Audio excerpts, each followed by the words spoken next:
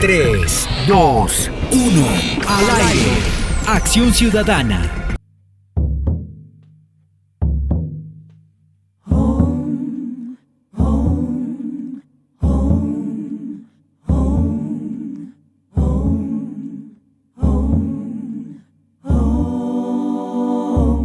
Tiemble el Estado, los cielos, las calles, que tiemblen los jueces y los judiciales. Hoy a las mujeres nos quitan la calma, nos sembraron miedo, nos crecieron alas.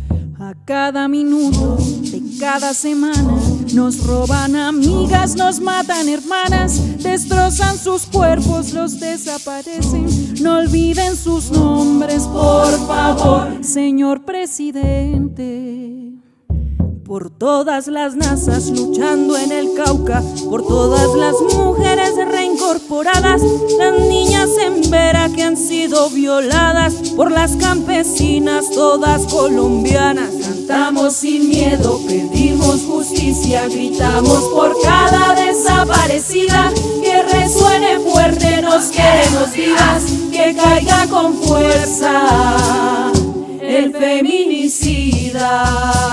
Un cálido saludo en la distancia a todas y a todos en este nuevo encuentro y nueva oportunidad para nuestra acción ciudadana. Esta obra musical es Un canto sin miedo a Colombia, del colectivo musical Vivir Quintana. Las voces de La Coba, María Elena Chicué, Ángela María Muñoz, Brina Cuoya y May Monamont. Yo soy Nelson Julián Villamizar y traigo para ustedes en este nuevo encuentro la voz del exministro Camilo González Pozo, quien nos hace un recuento relacionado con los 31 años del magnicidio de Carlos Pizarro León Gómez y continúa en esta ruta constitucional por la paz, la justicia y la equidad a partir del artículo 61. Bienvenidas y bienvenidos. Acción Ciudadana. Carlos Pizarro León Gómez sabía que la firma de la paz con el gobierno colombiano era también su sentencia de muerte. Pero después de pasar la mitad de su vida metido en el monte con el fusil al hombro, Pizarro estaba convencido de que negociar la paz era el punto de partida para la transformación de Colombia. Y el 9 de marzo de 1990 se firmó la paz con el entonces presidente colombiano Virgilio Barco. Se entra en una nueva y definitiva etapa para la reconciliación en Colombia. Se trata de concretar la reincorporación definitiva a la vida civil del M-19. Cada uno de sus integrantes ya ha hecho dejación de las armas y sus jefes aquí presentes ya han recibido de parte de un juez los beneficios procesales previstos en la ley de indulto aprobada por el Congreso de la República. El 26 de abril de 1990, menos de 2 meses después de dejar las armas como comandante de la guerrilla del M-19, fue asesinado. Un crimen que sacudió al país y que sigue en la impunidad. Con tan solo 38 años de edad, el carismático líder del movimiento 19 de abril, candidato presidencial del Partido Alianza Democrática M-19, había sido asesinado en un avión en pleno vuelo. Pizarro había tomado un avión de Avianca con destino a Barranquilla, donde haría campaña política, pero poco después del despegue un sicario se levantó de su silla y le disparó varias veces en la cabeza, por lo que familiares, amigos y seguidores de Pizarro volverán a reclamar justicia por este crimen, declarado de lesa humanidad en 2010. El sicario Gerardo Gutiérrez Uribe, alias Jerry, fue abatido a tiros enseguida por el escolta asignado a Pizarro por el ahora desaparecido Departamento Administrativo de Seguridad. Y pienso que todos juntos hemos llegado con satisfacción al final de un proceso intenso, un proceso que ha tenido dificultades, pero donde se ha puesto a prueba la capacidad de unidad de los colombianos. Tengo la certeza de que Colombia está contenta. Tengo confianza en que este paso abrirá una compuerta para una paz mucho más grande, mucho más incluyente, que de alguna manera reúna a la familia colombiana en el futuro. En 2017, la Fiscalía acusó a Jaime Ernesto Gómez Muñoz, que mató al sicario en el avión, de ser coautor del crimen de Pizarro como parte de una alianza criminal. En septiembre de 2019, la Comisión Interamericana de Derechos Humanos admitió para estudio el caso de Pizarro, pero al mes siguiente ocurrió un revés interno, ya que Gómez Muñoz se sometió a la Justicia Especial para la Paz. La JEP fue creada a instancias del acuerdo de paz con las FARC para juzgar los crímenes del conflicto armado colombiano, y con la maniobra de Gómez Muñoz, la familia de Pizarro está a la espera de que se defina cuál tribunal es el competente para juzgarlo. Mientras tanto, el magnicidio cometido sigue en el limbo. El invitado del día. Acción Ciudadana tiene hoy la fortuna de contar nuevamente con el acompañamiento, la conducción y la asesoría del doctor Camilo González Pozo, exministro de Estado, actual director del Instituto de Estudios para el Desarrollo Social y Paz, INDEPAZ, y sobre todo un ser humano comprometido con los procesos de paz y con la generación de conciencia en su condición de catedrático en el área de la Constitución precisamente. Muy buenos días, doctor Camilo. Sí, buen día para usted, un saludo y también para los escuchas. Doctor, el próximo lunes se conmemora un año más de la pérdida de Carlos Pizarro León Gómez, dirigente del M-19 en pleno proceso de paz. Sabemos de su cercanía, de hecho usted era el gerente de la campaña de entonces hacia la presidencia y se puede decir que en el término reciente fue el cuarto aspirante a la presidencia que fue asesinado.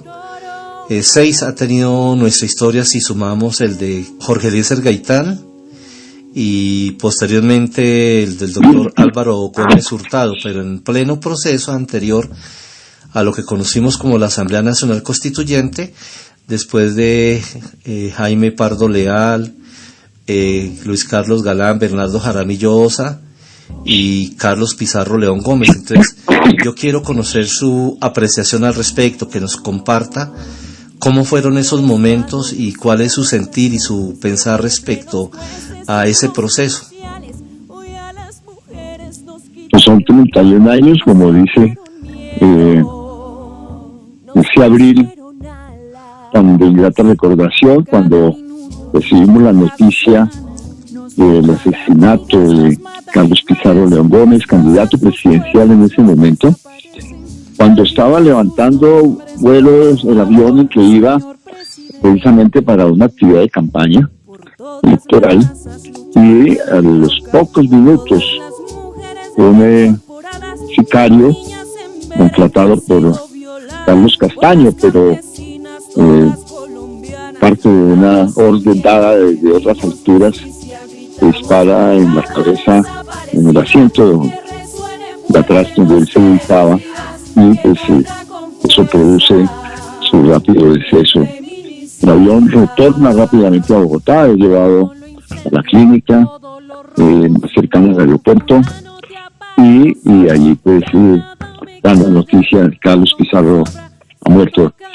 Esto, por supuesto, para muchos jóvenes de 31 años, las personas que tenían 10, 15 años, seguramente recuerdan poco de ese episodio, pero pues se trataba de un momento muy importante para la paz de Colombia, porque precisamente unas semanas antes, un mes y casi 2 meses, se había presentado el acto solemne de dejación de armas por parte del M-19, era un movimiento insurgente que se había conformado para exigir democracia en Colombia después del robo de las elecciones presidenciales en el año 1970, un 19 de abril precisamente, cuando era candidato el general Rojas Pinilla, el general Rojas Pinilla, como parte de un movimiento llamado ANAPO.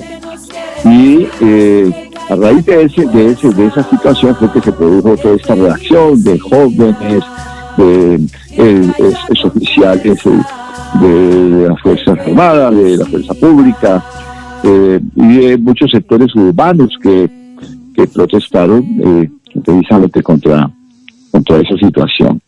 Ahora, ese movimiento fue protagonista por la decisión de Carlos Pizarro León Gómez del proceso de paz, pionero de las soluciones políticas en Colombia. Ya se había intentado en el año 85, cuando el gobierno de Belisario Betancur, en el diálogo nacional y en las conversaciones del Pacto del Uribe, lograra un acuerdo para culminar un lanzamiento armado mediante un pacto político, pero no se había logrado. De modo que fue con la conducción y por la decisión de Carlos Pizarro que se inició en Colombia ese tipo de caminos para la paz, para terminar ya décadas de guerras, de alzamientos armados, de estados de guerra y de contrainsurgencia, de guerra sucia, mediante las soluciones pacíficas. Entonces, allí yo creo que hay que hacer varios reconocimientos a la figura de Carlos Pizarro León Gómez como un hombre de la rebeldía, pero también de la paz.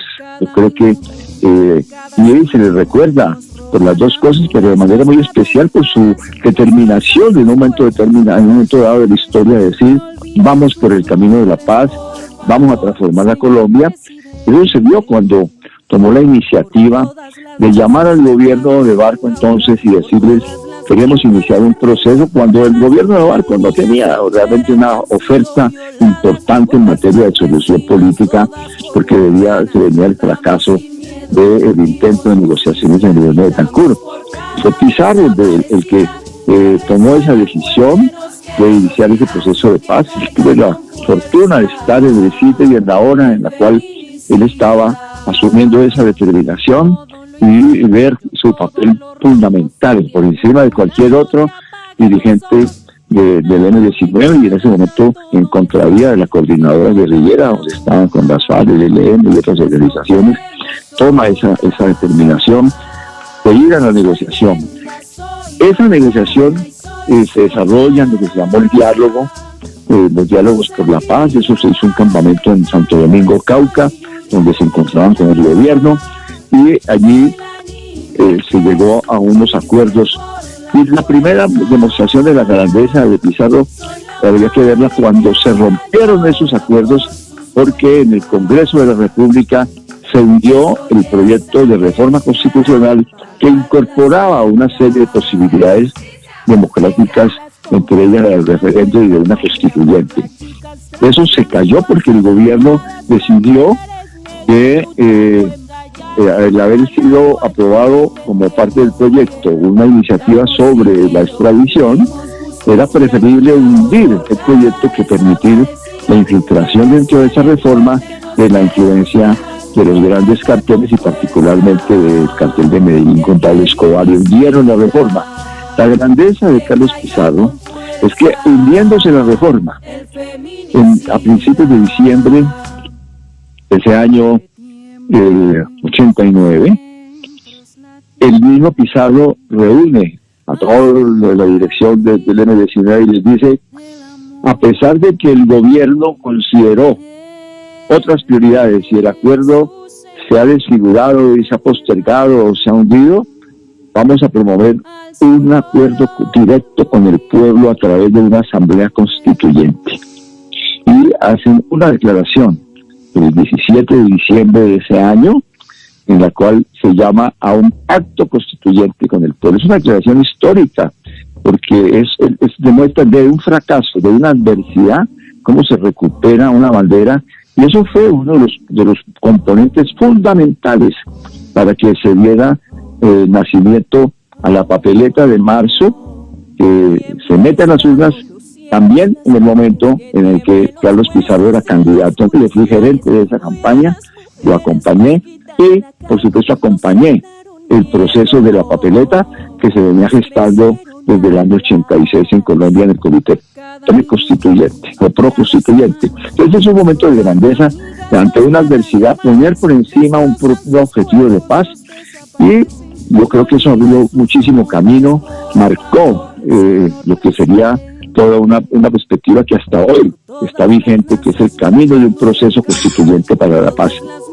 Se les debe a Carlos Pizarro León Gómez tanto como a otros sectores, como los sectores que desde el galanismo reaccionaron cuando el asesinato de Galán, planteando también la constituyente, como la séptima papeleta, de la cual que participe de ese proceso de paz en su propia redacción y en su distribución también. Es decir, que si en Colombia se hizo historia en ese momento con el proceso hacia la constituyente, esa historia está marcada por el nombre de Carlos Pizarro León Gómez y lo que puso de su fuerza. En el voto, simultáneamente con ese voto, Pizarro convocó y materializó el voto por una constituyente en movimiento, que era la palabra que él utilizaba para indicar que era también un proceso de pueblo.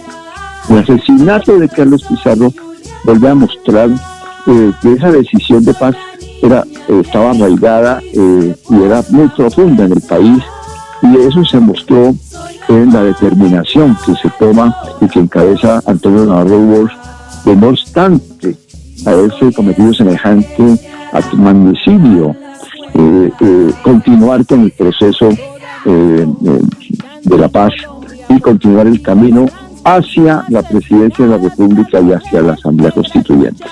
En la candidatura para las elecciones de mayo, que era la que encarnaba Carlos Pizarro y que asumió Antonio Navarro Wolf con toda entereza, que yo creo que es otro de los grandes méritos que hay que señalar, subrayar en este día histórico, y que forma parte del legado también de Carlos Pizarro, y unas banderas que inaugura Antonio Navarro, en ese momento ya cabeza de un movimiento nuevo que ya no se llamaba M19, sino Alianza Democrática M19, marcado por supuesto por el impulso de esa vocación de paz que había mostrado Carlos Pizarro y el M19, pero que también como una confluencia, como un llamado a muchos sectores.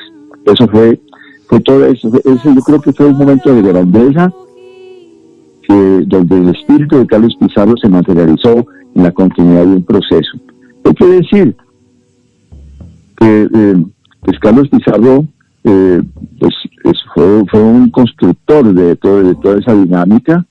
Es recordado como un hombre de paz, pero también como un hombre de rebeldía, como un hombre de rebelión, de alzamiento frente a un momento de antidemocracia, de tiranía en este país, que para algunos fue la justificación de un alzamiento en armas contra el régimen.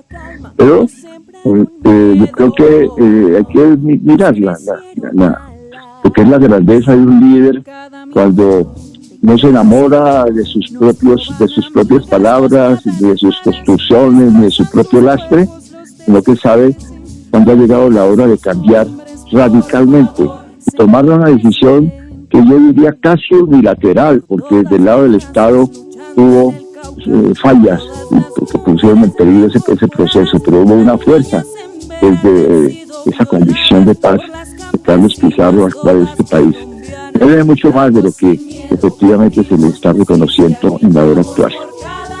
Por eso, hablando de reconocimientos, es importante conocer, aprobar, posicionarnos, empoderarnos, apropiarnos de este legado, como usted bien lo dice, que nos han dejado grandes seres, y es nuestra Constitución. Y en esa ruta que hemos establecido desde el Instituto Nacional para Ciegos, y particularmente de este programa de Acción Ciudadana, para que este año que estamos conmemorando los 30 años de existencia, de haber sido promulgada esta Constitución, pues reconozcamos esa Carta Magna, y por eso acudimos y agradecemos mucho su orientación, todo este aporte que nos está dando para nuestros oyentes. Entonces, con su magnífica conducción, llegamos ahora en esta ruta simbólica, en esta ruta virtual por nuestra Constitución, a la estación número 61. Artículo 61. El Estado protegerá la propiedad intelectual por el tiempo y mediante las formalidades que establezca la ley. Bueno, todo el tema de propiedad intelectual es un capítulo supremamente importante, cada vez más importante, tiene que ver con la propiedad intelectual. Generalmente, bueno, por supuesto que es muy importante la propiedad intelectual de escritores, artistas, de todo tipo de personas que tienen un bien resultado de su construcción por conocimiento. Y eso puede ser desde música, o puede ser una obra determinada artística, o un descubrimiento científico. Esto es supremamente importante. Ahora, el asunto ya es cómo se regula la propiedad intelectual. Ha sido muy discutido a nivel nacional y a nivel internacional relacionado con propiedad intelectual. Y hay un capítulo que fue fruto de muchos debates internacionales. De acuerdo a haber estado presente en esas discusiones o programas de seguimiento, cuando se hablaba de la propiedad intelectual de los pueblos. El conocimiento ancestral, por ejemplo, como uno de los elementos de la propiedad intelectual. Y el conocimiento ancestral, por ejemplo, de las plantas, de las virtudes y capacidades curativas de las plantas. Pues ahí se ha desarrollado una discusión muy importante entre ese conocimiento chamánico o conocimiento de los sanadores, de los médicos tradicionales. Pues para hablar de ese capítulo, por ejemplo, para demostrar la importancia del tema, allí está.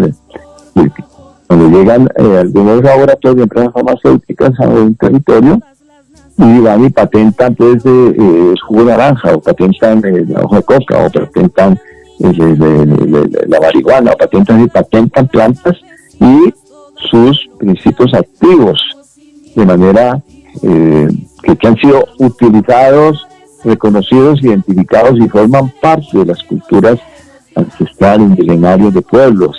Entonces ahí hay una discusión, un capítulo que sigue en discusión, que ha estado metido en discusiones de los TLC, tratados internacionales, los sectores vegetales, todo esto que tiene que ver con ese conocimiento ancestral. Pero hay otra parte, que es hasta dónde llegan los derechos de propiedad intelectual en la parte de patentes, porque es que ya hay que escribir otro capítulo, es cómo se maneja el tema de los tiempos de patentabilidad, y que se han establecido en conexión con la propiedad intelectual como una manera de hacer reconocimiento a quienes han invertido tiempos, capital, recursos y demás en desarrollar determinados productos, determinados bienes, por ejemplo, medicamentos, una vacuna, porque es una cosa muy actual.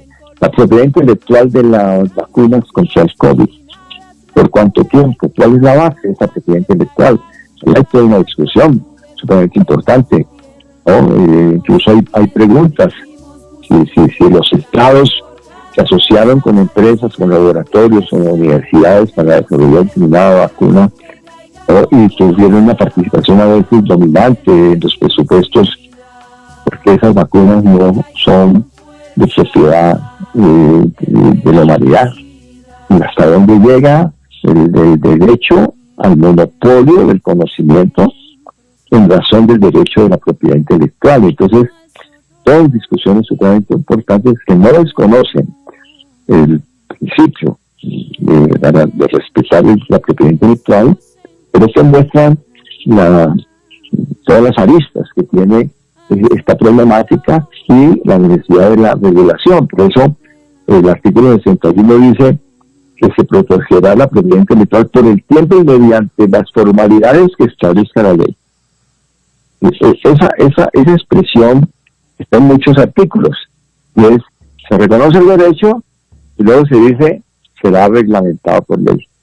Entonces, quiere decir que está reconocido el derecho de manera general, pero que al no existir la reglamentación, entonces hay un ámbito de interpretaciones, siendo un derecho fundamental y puede ser ejercido y debe ser reconocido sin necesidad de ningún tipo de reglamentación. Pero de todas maneras, al decir que la ley va a reglamentar, entonces deja todo un terreno de indefiniciones donde van a desarrollarse controversias como las que aquí estoy señalando. Los usos, la sabiduría de nuestros pueblos, la medicina tradicional, incluso la medicina homeopática, tienen aquí un instrumento para la defensa de esos intereses que muchas veces son transgredidos por las transnacionales que llegan a nuestro país. Incluso se hablaba de un proyecto macro de apropiarse de algunas zonas del Amazonas y de aspectos que son parte de esa medicina, como el uso del yagé y otro tipo de elementos que son connaturales a nuestros mismos pueblos, que han crecido con ellos o que nuestros pueblos se han desarrollado y tienen ese conocimiento profundo, tradicional, ancestral. Así es. Porque tiene que ver con todas esas dimensiones. Y el capítulo más, tenemos en los dos extremos, ¿no? Los capítulos que están, o temas que están en el debate actual. El conocimiento ancestral y los desarrollos científicos de punta que cada vez son, digamos, más importantes. Muy bien, llegamos ahora al artículo 62. Artículo 62. El destino de las donaciones intervivos o testamentarias, hechas conforme a la ley para fines de interés social, no podrá ser variado ni modificado por el legislador, a menos que el objeto de la donación desaparezca. En este caso, la ley asignará el patrimonio respectivo a un fin similar. El gobierno fiscalizará el manejo y la inversión de tales donaciones. Bueno, yo creo que esto es coherente con el derecho a la propiedad privada. Entonces la pregunta es: ¿qué sucede con la propiedad privada cuando una persona deja en su testamento una disposición para que eso sea entregado a fines sociales de interés social, de interés general? Entonces es una precaución que toma la Constitución para resolver conflictos en los cuales los deudos, los hijos, los herederos puedan interferir con la voluntad de quienes hacen testamentos. Es fundamentalmente es una manera de prolongar el ejercicio de la propiedad más allá de la vida de la persona, reconociendo la fuerza de su propio testamento. Ahora, en este viaje virtual por nuestra Constitución, en esta ruta por la paz, la justicia y la equidad, llegamos al artículo o estación número 63. Artículo 63. Los bienes de uso público, los parques naturales, las tierras comunales de grupos étnicos, las tierras de resguardo, el patrimonio arqueológico de la nación y los demás bienes que determine la ley son inalienables, imprescriptibles e inembargables. Es un artículo que, todos estos artículos de derechos fundamentales una gran actualidad, porque aquí lo que se está estableciendo son el ámbito en el cual, o las características de bienes territoriales que son calificados como inalienables, imprescriptibles e inembargables. Y eso decabe, por supuesto, de manera muy especial a la propiedad colectiva étnica, es decir, lo que son los resguardos, los consejos comunitarios, pero también a lo que son bienes ambientales, para poner esa denominación, para cubrir bajo esa denominación los parques naturales, ¿no es cierto? Y tierras comunales, zonas de reservas forestales y todas estas figuras que luego ha desarrollado la ley.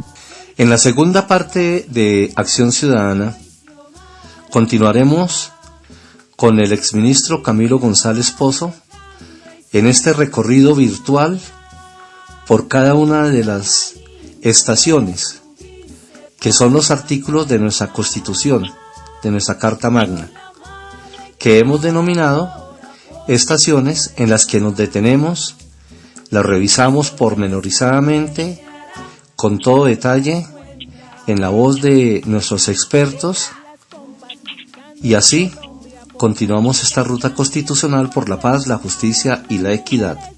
Ya regresamos. Todas las guayú defendiendo su tierra, cantamos sin miedo, pedimos justicia, gritamos por cada desaparecida, que resuene fuerte, nos queremos vivas, que caiga con fuerza el feminicida, que caiga con fuerza el feminicida. 3, 2, 1, al aire. Acción Ciudadana. Que retiemble en sus centros la tierra, al sonoro rugir del amor. Que retiemble en sus centros la tierra, al sonoro rugir. La ley ha planteado, ya pues, se incorpora la ley segunda, que estableció las zonas de reserva forestal, desarrollos posteriores a la ley segunda de 1958, pero también hay otras disposiciones que regulan el sistema nacional ambiental que dirige el Ministerio de Ambiente y que tiene que ver con todas estas áreas de parques y zonas protegidas, especialmente protegidas, cuerpos ciénagas y todo lo que tiene que ver con humedales, todo esto. ¿Y qué quiere decir? Quiere decir que no pueden ser considerados como bienes transables, que no pueden ser embargados, puede haber una acción judicial para entonces limitar el dominio, limitar la calidad de ser un bien de uso público, que por lo tanto no puede haber una disposición para que mediante el truco los transformen en bienes para el usufructo privado, ya sea de particulares de cualquier orden, de sociedades, de persona natural, de sociedad o persona jurídica. Entonces, y además lo que establece es que esa condición de inembargable, que no pueden además venderse, no pueden arrendarse, ¿no? Es una situación que se prolonga en el tiempo, que no prescribe, que es imprescriptible. Eso es sumamente importante. Y hoy, por ejemplo, pues hay discusiones sobre este tema en relación a los resguardos y a los consejos comunitarios. Entre otras cosas, es muy interesante. ¿Saben cuánto de este país cabe en este artículo? ¿Cuántos son? 114 millones de hectáreas que tiene la geografía colombiana. Uh-huh. De esos 114 millones de hectáreas, en este artículo está el 50%. Claro. El 50% del territorio nacional está en este artículo, que quiere decir que el 50% del territorio colombiano es inalienable, indiscutible e inalienable. Se puede ir a la situación, doctor, que está enfrentándose en este momento entre el desarrollo, el avance de la sociedad y la preservación del medio ambiente, por ejemplo, con la construcción de una autopista que se pretende pase por una parte de la reserva Van den Harmel. Sí, pero exactamente, esas son las limitaciones que establece este artículo, es decir, ¿no? Cómo hay que respetar esos bienes de uso colectivo, sí. Pero para así lo que dice la Amazonía, todo lo que significa la Amazonía, eso es la Amazonía, no sé, puede ser básicamente el 25% del territorio colombiano. Es una cosa impresionante, pero eso está considerado, si se suma, se pone el mapa de los resguardos en la Amazonía, con el mapa de la zona de reserva forestal y de parques, ¿no es cierto? Y a eso se le suman las zonas de propiedad colectiva, comunitaria y de parques en la zona, en los valles andinos y la Macarena, la Santa Marta, lo que sean considerados como zonas especiales, resulta que es la mitad del territorio colombiano.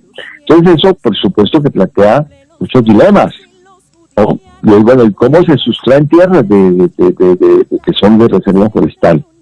Hay gente que dice, bueno, pero si necesitamos hacer un puerto en el Pacífico, allá en Uclí, para hacer un puerto allí, que sea un puerto que pues, se supone que es para que sirva a embarcaciones que circulan en todo el Pacífico, no solamente pues a pequeño cabotaje.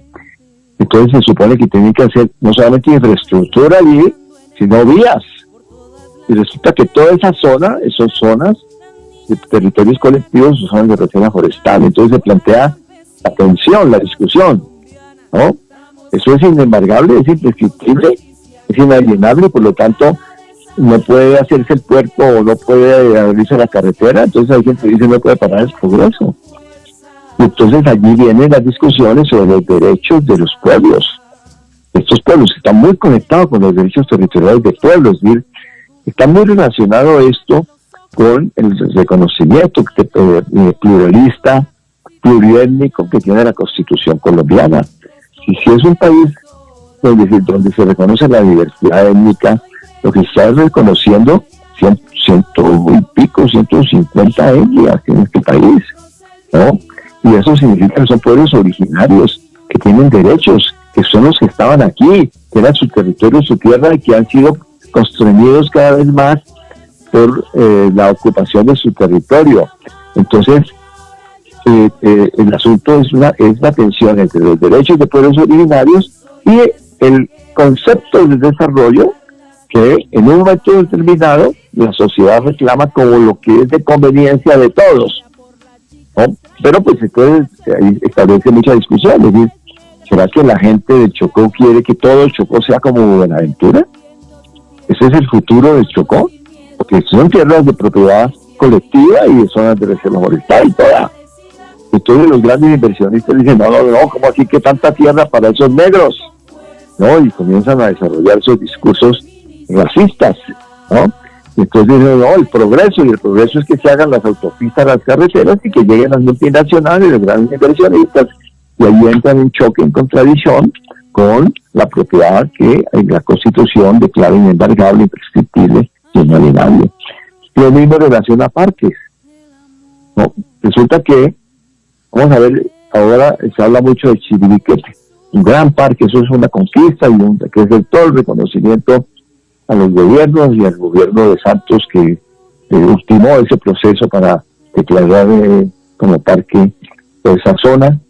Pero resulta que en ese parque hubieron civilizaciones y siguen presentes pueblos, aunque minoritarios y muy pequeños, pero civilizaciones que según algunos estudios estaban ahí hace 19.000 años. 19.000 años, no estamos hablando de cualquier cosa.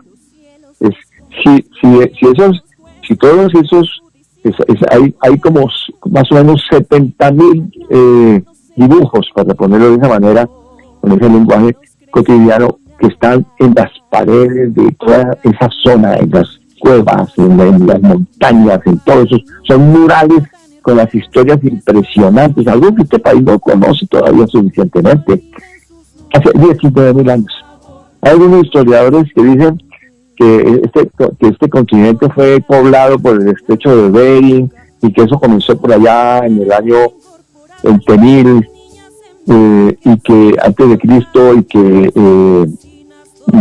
fueron bajando por Norteamérica y que llegaron a estos lados como en el año 10.000 antes de Cristo. Bueno, aquí han descubierto huellas arqueológicas de 19.000 años. Entonces la pregunta es, ¿volvemos eso una base militar o un aeropuerto o una central para la producción de energía atómica? Porque este país va a limitar mucha energía y hay mucho coltán por ahí también para hacer aparatos eléctricos. ¿O se preserva eso en la condición de parque y por lo tanto inalienable, imprescriptible, por lo tanto se está preservando un bien de la humanidad? O sea, eso se trata, la Amazonía, donde además hay, se integran esas dos situaciones ambientales y de pueblos. La Amazonía es una reserva de la humanidad. Entonces está la gran discusión, algunos dicen hay que hacer las autopistas transamazónicas, hay que atravesarla del Amazonas y ir por los recursos porque por allá hay mucho árbol y mucha planta, hay mucha biodiversidad, hay que entregarla a los grandes laboratorios. ¿Ese es el futuro? ¿Esa es la opción de la humanidad? ¿Esa es la opción de Colombia para la humanidad o hay que preservar la Amazonía?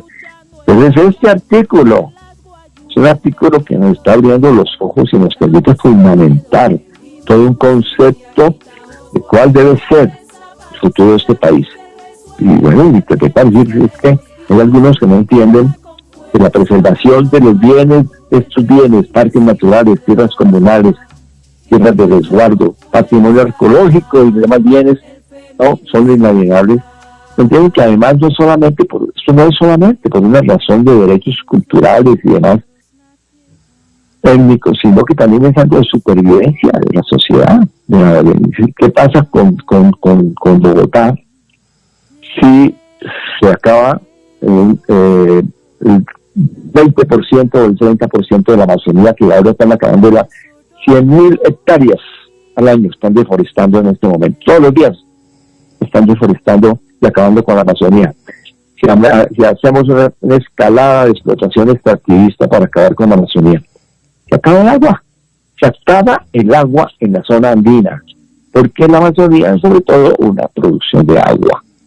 Entonces, ese es el tamaño del problema y la importancia de lo que hay detrás de un artículo como el artículo 63. Son muchas cosas. Claro, ya dejar de asumirlo como algo místico, como incluso esotérico, como que forma parte de algunas personas que pueden parecer como pintorescas. No, todo lo contrario. Sí. Es de primer orden en este momento el cambio ambiental, el ecosistema. Es un patrimonio social de la humanidad, entonces tenemos que asumirlo en esa misma proporción. Así es. Sí, porque hay gente que dice, no, la gente que le gusta los bicos y los pajaritos, y entonces lo ven así como una cosa pintoresca, como un asunto por allá de bohemios, medio hippies. Agradecemos mucho su orientación, todo este aporte que nos está dando para nuestros oyentes, y entonces continuamos en esta ruta al artículo número 64. Artículo 64. Es deber del Estado promover el acceso progresivo a la propiedad de la tierra de los trabajadores agrarios en forma individual o asociativa y a los servicios de educación, salud, vivienda, seguridad social, recreación, crédito, comunicaciones, comercialización de los productos, asistencia técnica y empresarial, con el fin de mejorar el ingreso y calidad de vida de los campesinos. El artículo 64, como todos los artículos, establecen derechos fundamentales en la Constitución Política de Colombia. Es de tremenda actualidad. La vigencia es todo un programa transformador para la sociedad colombiana, porque se establece este deber y este derecho, porque todo deber del Estado tiene como correlato un derecho en la sociedad, y en este caso es el acceso progresivo a la propiedad de la tierra, y que además tiene un destinatario a los trabajadores agrarios, por supuesto en forma individual o asociativa, y al campesinado, porque pues hay una finalidad que no se puede diluir en la lectura de este artículo, que es mejorar el ingreso y la calidad de vida de los campesinos. Esto tiene mucha significación por varios lados. Por una parte, porque es coherente con una idea de la democratización de la propiedad de la tierra, y en sus objetivos de contribuir al bienestar del campesinado. Es decir, la propiedad de la tierra, aquí se habla en contra de la concentración excluyente. Ese es uno de los elementos que está, es un artículo anticoncentración, en contra del control por unos pocos de la tierra en nuestro país, y es un fundamento de las reformas agrarias, porque con este artículo se está haciendo un señalamiento a la sociedad de un camino frente al desarrollo rural de nuestro país, o al cambio rural en nuestro país, indicando el camino de la democratización de la propiedad de la tierra. Esa, además, no de cualquier propiedad, sino también de la propiedad asociativa y de la propiedad individual, que son como ¿no? Y además relacionado con otras condiciones para el bienestar de los campesinos en materia de diferentes derechos a la salud, a la vivienda, a la seguridad social y demás. Las comunicaciones, todo lo que dice el artículo, que me limito a repetirlo, quiere decir que hay una concepción más allá de el polígono de propiedad, de dominio, de una porción del suelo, una idea de generar condiciones para el bienestar. Creo que en Colombia, pues basado en este artículo, pues se han hecho desarrollos, pero también contrarreformas, desafortunadamente han ido en contra del mandato constitucional, porque lo que hemos vivido desde el siglo XX ha sido un proceso de concentración de la tierra y de exclusión de el acceso a la propiedad por parte de los campesinos y de los trabajadores agrarios.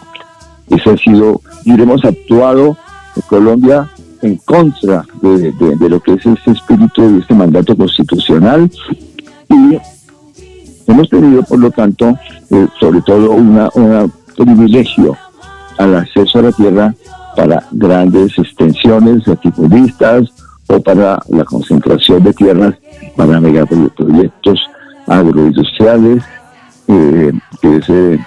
o hidrocarburíferos, o que son los que han tenido, la se ve, ¿no? Estudios que hemos realizado, como el de concentración de la tierra y unidades agrícolas familiares, por ejemplo, desarrollamos desde Indepaz, se ilustra de manera muy precisa cómo ha sido este proceso de concentración de la tierra y de exclusión del acceso, por lo tanto, de la tierra a los campesinos. Hay una medida, un indicador de esa concentración que le llaman el Gini, ¿no? Y que indica pues los niveles de la relación entre el número de propietarios y la extensión, y se ve como un pequeño número de propietarios ha ido cada vez siendo el que ha dominado la propiedad. Pero además hay unas características en Colombia, es que por la historia de ocupación del territorio, de colonizaciones, de disputas territoriales por la tierra y por los llamados recursos naturales, por esa historia, en Colombia una proporción inmensa de los predios no tienen formalizada la propiedad.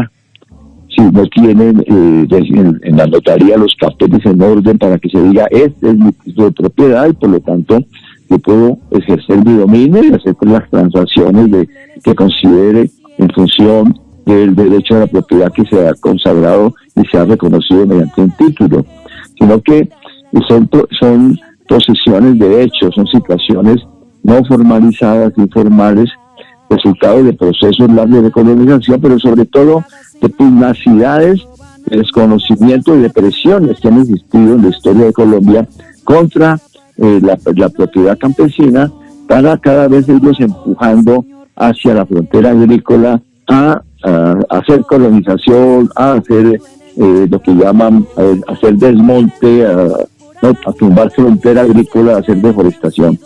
Y se ha aplazado la reforma agraria, se ha aplazado la formalización de la tierra a los campesinos. Esto ha sido como una constante en la historia de Colombia. Ha habido momentos en los cuales se han hecho algunas formalizaciones, se ha reconocido, se ha dado algún acceso relacionado con luchas muy fuertes de los campesinos, pero ha sido seguido de acciones de despojo, de desposesión y de concentración, de acaparamiento de tierras por parte de unos pocos.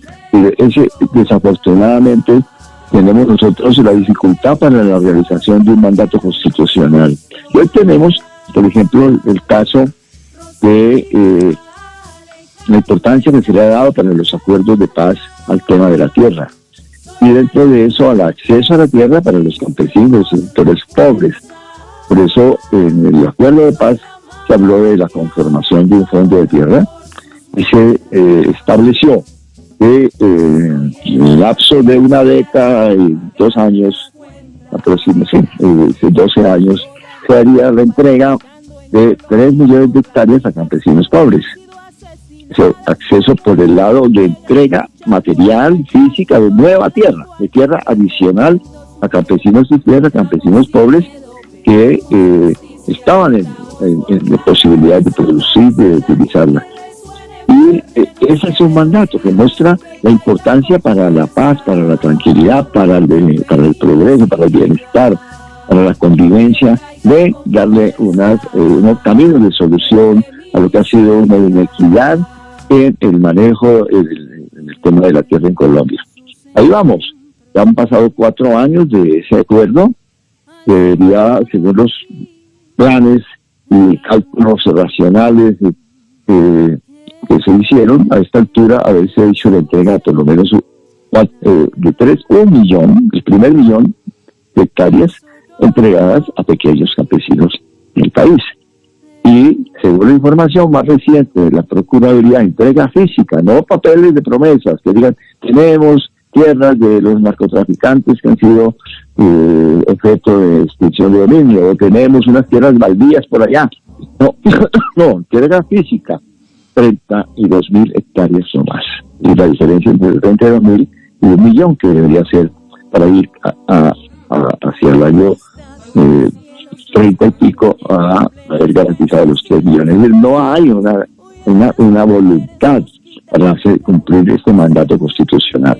Y otra forma de acceso a la propiedad es el de formalizarle la propiedad a quien la tiene. Por ejemplo, las comunidades étnicas, por ejemplo, el pequeño campesino, son campesinos que se han pretendido asociarse para que se les reconozca tierras de vieja colonización como zonas de reserva campesina. Eso también está en la ley, está en la ley 160 de 1994 y fue reafirmado en el acuerdo de paz. Pero tampoco se desarrolla eso, está frenado. No, por el contrario, por encima del mandato constitucional, ¿no?, colocando al margen el tema del acceso a tierra, las políticas gubernamentales dominantes desde la constituyente para acá han sido a favor de la concentración de la tierra. Antes de manera vergonzante, porque se reconoció de palabra que era necesario garantizar el acceso y la democratización de la propiedad de la tierra. Ahora, de manera absolutamente explícita, se señala que la tierra debe ser para los grandes proyectos que puedan garantizar invertir los recursos, tener la palanca gerencial y financiera, y que eso está vedado para los pequeños, que los pequeños son ineficientes, que los pequeños es perder la plata y que por lo tanto debe ser para los grandes. Se convirtió en teoría, esa teoría de lo que se llama el neoliberalismo dominante, y que está desconociendo, va en contravía completamente del artículo 64 de la Constitución. Muy bien, doctor Camilo, muchas gracias por esa brillante explicación.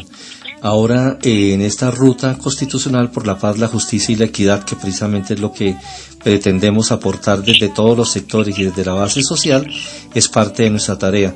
Llegamos a la estación número 65. Artículo 65. La producción de alimentos gozará de la especial protección del Estado. Para tal efecto, se otorgará prioridad al desarrollo integral de las actividades agrícolas, pecuarias, pesqueras, forestales y agroindustriales, así como también a la construcción de obras de infraestructura física y adecuación de tierras. De igual manera, el Estado promoverá la investigación y la transferencia de tecnología para la producción de alimentos y materias primas de origen agropecuario, con el propósito de incrementar la productividad.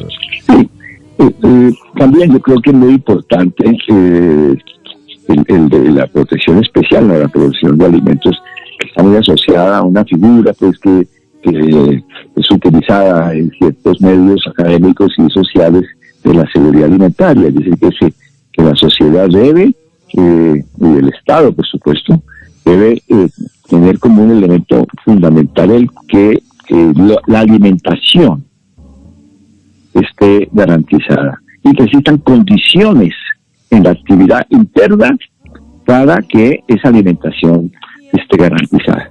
Eso, por eso se ha hablado de una especial protección. Y especial protección, pues, se habla de prioridad a un determinado tipo de actividades agrícolas, pecuarias, pesqueras, forestales y agroindustriales.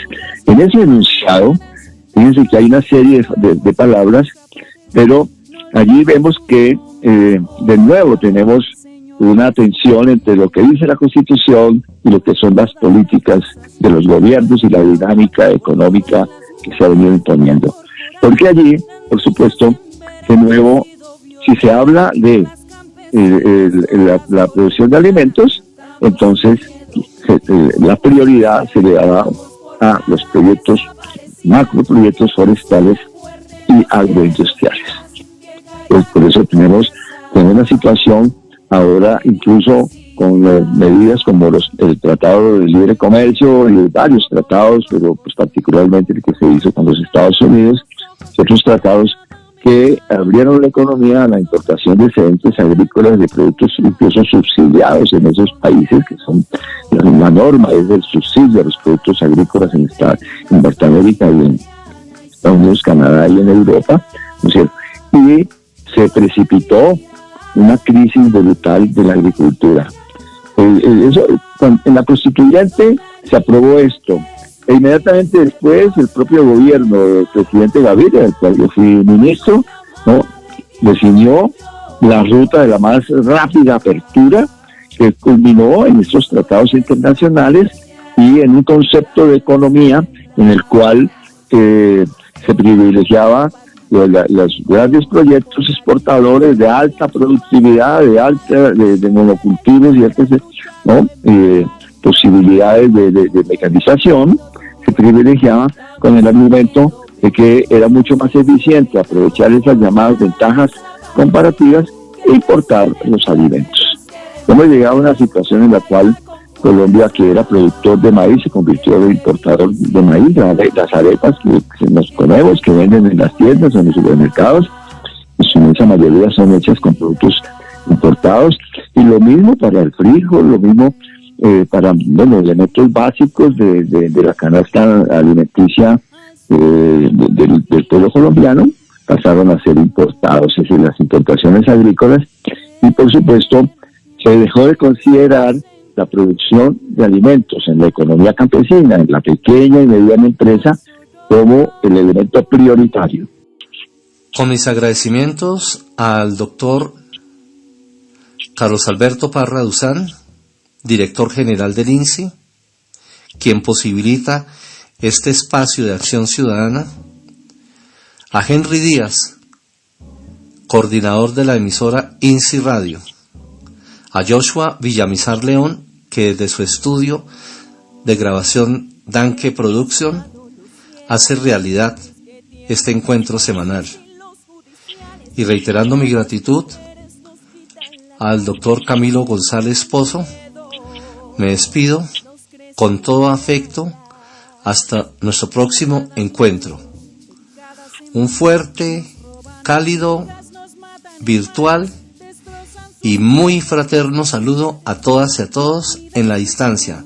Chao, chao. Señor presidente, por todas las nazas luchando en el Cauca, por todas las mujeres reincorporadas, las niñas en Vera que han sido violadas, por las campesinas todas colombianas. 3, 2, 1, al aire. Acción Ciudadana. Todos los sábados y domingos a las 10 de la mañana en INSI Radio. Trabajamos juntos por el reconocimiento y la garantía de los derechos de las personas con discapacidad visual. Participe. @INSI_radio. INSI Radio. Una forma diferente de ver el mundo.